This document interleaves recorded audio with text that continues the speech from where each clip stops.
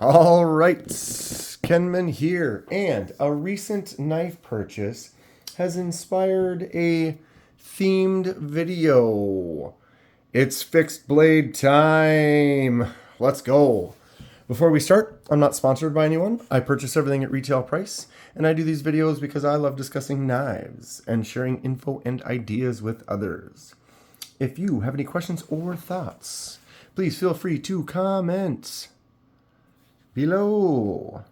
All right, today is everything fixed blades. Like I said, I just bought a new one right there, and it kind of like gave me a little inspiration to make this little video because I am actually just got this one too. So long story short, a couple new ones in the collection made me think of a few different types of fixed blades that one might have, carry, or keep in their collection, and thought we'd kind of discuss it and see how it goes.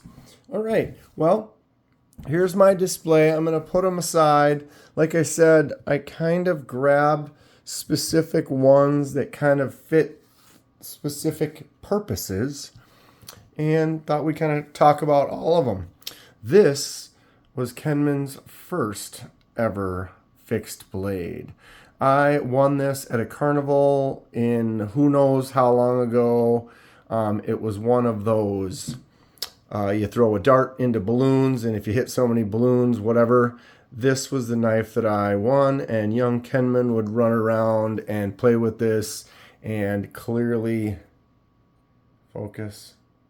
Use that tip for things that it shouldn't have been used for, beat the crap out of it.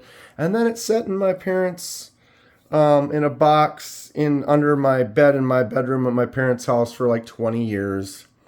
And that is how it was recovered by me not too terribly long ago. There's a little bit of green on here. I'm going to actually do something to try to clean this up. I'm not really going to try to fix it because it's not worth it.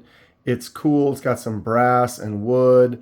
And then this metal blade is, obviously old and cheap. But it's the nostalgia of owning it, so I'll always keep it in my collection. Like I said, maybe I'll try to get rid of some of that rust. Anyone have any comments or thoughts on how to do that or good ways to do it? Comment below. Let's talk about it. So, one style for a collection would be something that has that nostalgia, maybe hand down in the family or something you got when you were younger, so you just enjoy it for that. Next up, we have the US made Buck 119. Beautiful, gorgeous. This is one of my all-time. Growing up, fell in love with this. Buck 119's been made just like this for more than 30 years. This has a 420 HC steel and a black phenolic handle that's as thick as it could ever be. 6-inch blade. This thing is gorgeous. That hollow grind on there. Oh, I love it. This was in the Friday the 13th Part 4 poster or like video cover. It was going through the eye of Jason's mask.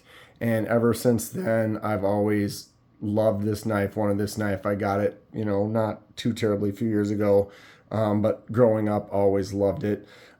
This is just a classic American-made, beautiful knife. Got that nice little stamp right there. Just a great design, a great feel. It's a beast. I love it. So another thing, just a classic collector, beastly user, or something that someone has like movie nostalgia. Right. Okay, next up, brand new. This is the Kaiser Groom. Just came out, just recently available. It's got a D2 steel. I got the one with the little Ultim handles. It comes with little different scales, like 2 different types. You can swap out or you can buy different ones and put them on there. This is a small, compact. It comes with a little sheath, and you can keep this in like your front pocket, or it's just nice and small enough to be discreet. It's got that little spot right there. You can get your 2 fingers in. Just a tight, amazing for a fixed blade. If you were going to go EDC, everyday carry fixed blade, this could be maybe one of the options you might love because it's small. I did carry it for a day. It fits in that pocket so well you can't even really tell that you're actually carrying a fixed blade. Really nice jimps on the top right there, and then there's some on the back side right there where your back fingers sit. But for a smaller knife, I have a larger hand. This thing is actually amazing. It made me want to consider more smaller knives to carry as a fixed blade. Do you carry fixed blades ever as an EDC? Comment below. Let us know which one it is you actually use. Do you carry a big one? I know some people that carry the larger ones too. Everyone's got a little bit different style. What is yours? Comment below. This new groom, though, is a great offering from Kaiser. I do have an affiliate link with Kaiser, so if you want to check that link out below with a few of my other links, if you click those links and make a purchase, it does help out the channel. I appreciate it. By no means you need to, but if you'd like to help out, you can certainly go to one of those links and make a purchase. But yeah, the new Kaiser groom is really cool. I love it. Check off another box on that type of fixed blades to have in your collection. An everyday, discreet, small user right here. And for 40 bucks, 45 bucks, D2 steel, it's something you can use as just a beater and not really worry about as much. You know, if you spent a lot of money on it, you might want to baby a little. Depends. You know, some people spend money on something and then beat the crap out of it too.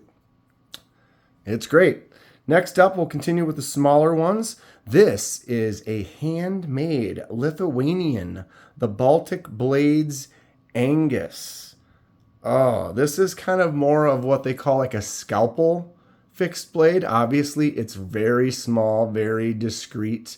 The one thing I would say, because I've had this one longer than the groom, but the groom was just a little bit bigger blade, so it made me a little more kind of comfort zone since I mostly do folding pocket knives. Something like this is a little bit small, although this little nub of the lanyard, I'm not a big lanyard guy, but in this case, that lanyard makes that pinky kind of grab on it, really locks it in. You can't, you're not pulling that blade out. That is in there locked.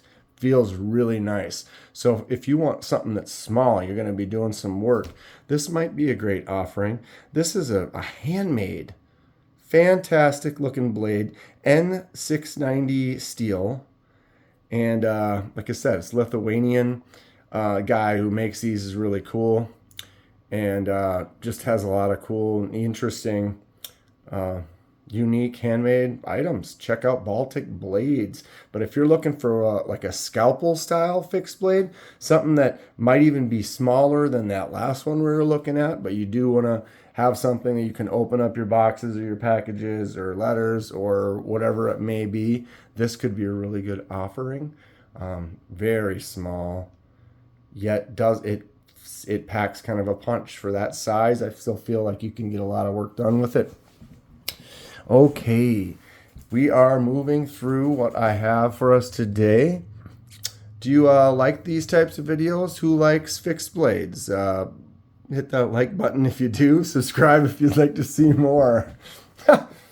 Okay, we got a couple Mora knives. Mora knives fall under the I want to buy a fixed blade because I'm going to be outdoors and I'm going to be hunting, camping, using it. I want a beater knife that I really can get outside and just feel good about and have it be rugged and be a user. I have two offerings from Mora. They are made in Sweden. This is the Mora Basic 511.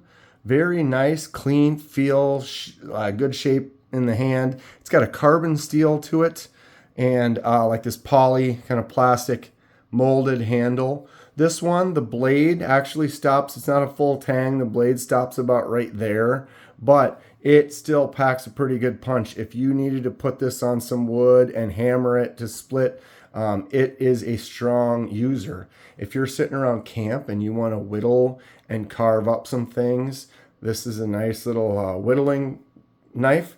If you just want to use it to cut up your steak or whatever for dinner, maybe a good cutting knife for eating when you're out camping, doing things like that. These are like $12, $15.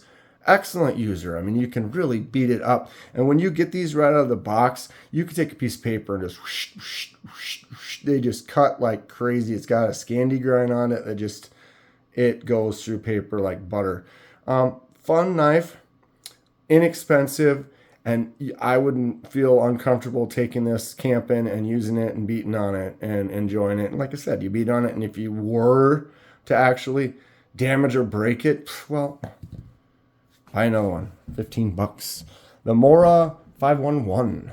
The other Mora I have is a little bit more heavy duty. This is the Cans ball. So this one has a different steel. This has a Swedish stainless, a similar handle. This one has a little bit more of a soft rubbery grip to it though. So it's got just, that one's a little bit more stiff, the red one, but this one has just a little bit more rubberiness in that handle. This also has not a full tang, but it's, I guess they do call it a full tang. It pretty much, the metal from the blade goes all the way to here. So it's the whole handle, you're holding onto this big chunk of metal versus the other ones, like I said, they stop like right here. So this one is definitely a beefier choice if you're going to be out doing some bushwhacking kind of work, but this is still in that budget range. I think this one goes for, shoot, I can't remember, probably that $35 to $50 range. But it's definitely, it's got kind of a secondary grind right here to give it some extra heft in the back. So if you need to get on there and do some hammering on it, pounding on it, you could beat on this thing. I've taken this camping. You can see there's a little bit of wear on it, but it holds up really good, and it's a larger knife. And if you, like I said, you put these two Moras next to each other, you can kind of see that difference. Got almost an inch on that blade, a little more thickness. The handle's just a bit beefier, plus that tang that goes all the way through and that slightly grippier handle. Again, the lighter ones, they've got several of them that are in that $10 to $20 range that are great. You want to pick up one and just mess around with it. The Cans Bowl is a great offering from Mora if you're looking for one that's just a little bit beefier. Awesome stuff, but yeah, fixed blades. There's so many types.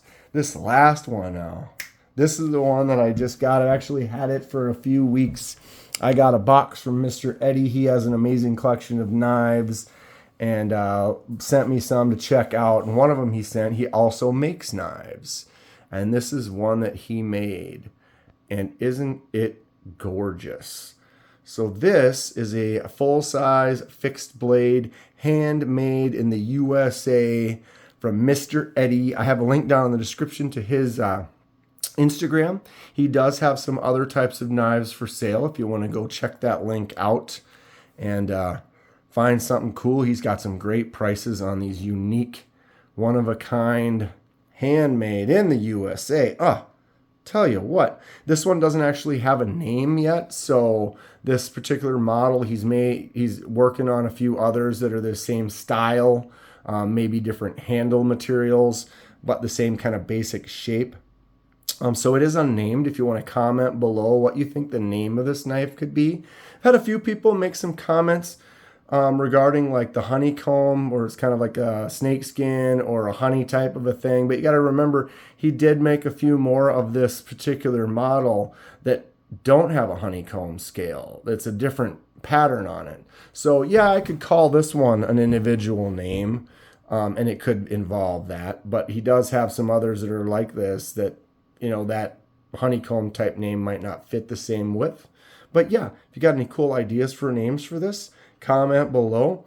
Look at how thick that handle is though. That kind of resin created handle. He's got those brass pins.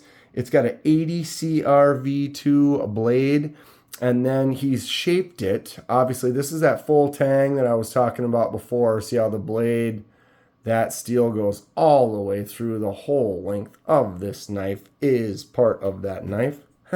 Wait. Yeah, that makes sense, sure.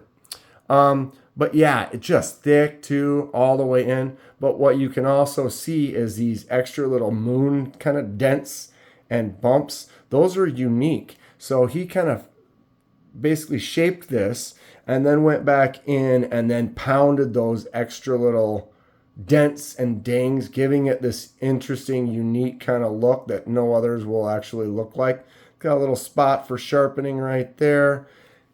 Hand sits up in that spot really good. I love a thicker handle. This thing is amazing. It's unique.